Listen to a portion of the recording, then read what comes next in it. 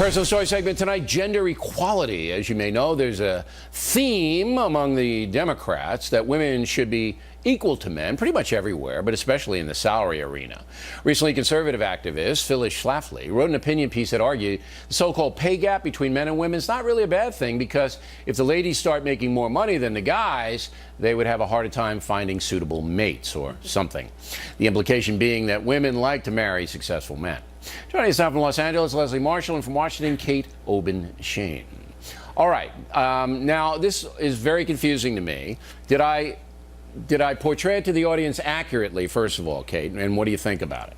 Actually, I think you did. I think what Phyllis is saying is that there's this natural instinct among women. I mean, Phyllis stirs the pot just by pointing out the obvious that you're not allowed to with feminists. But she says there's this thing called hypergamy, which means women look to marry men who are more successful. They make more money. That's actually been proven. It's not something that she just sort of made up. Men like to marry women who they think are better than they in certain areas, like they're more attractive, they're younger.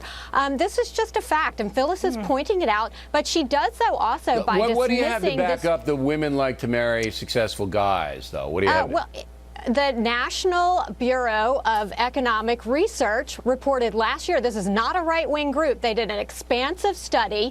There have been studies as far back that I know about of 1989, and many studies since then that have shown that women look to marry men who are more successful, in part, Bill, so they can take time off, raise their children. Have it's a natural instinct. And not have to worry about the economic repercussions. Right. It's absolutely, all right, makes sense. And that when they don't marry, when they marry somebody who's less successful, their marriages are less satisfying and they're more likely to end in divorce. Wow. All right, Leslie, from your perch, you say what? Wow. Kate, I thought we were going to agree on this. Let me tell you, when I first married my husband, he made a lot less. He was in residency, and I didn't marry him because of money. Out here in Los Angeles, we call those gold diggers. If I was going to marry for money, Bill, I would have married you. The problem here is that it's 2014. I would hope that women are not marrying men just because they make more. Hoping and wishing, I mean, with all due respect to Dusty Springfield, wishing and hoping doesn't really matter. Kate had a Kate had an excellent summation based on the facts of a study that says American women feel more secure, more comfortable if the guy they're marrying can provide more.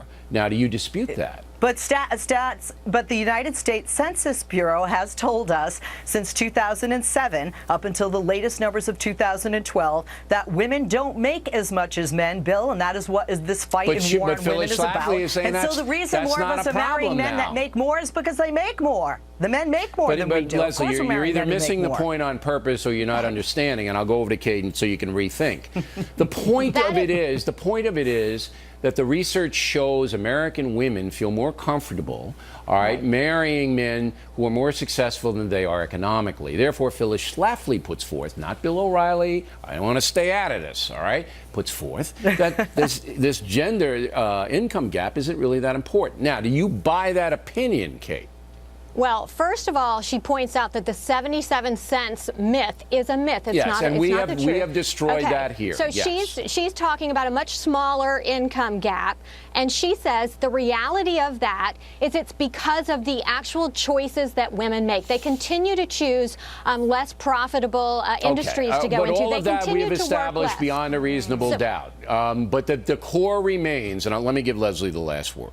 Sure. Do you believe the research on this, Leslie? That it isn't a big deal among women if they make a few cents less than men, because they'd rather have more men who are successful for social purposes. Last word.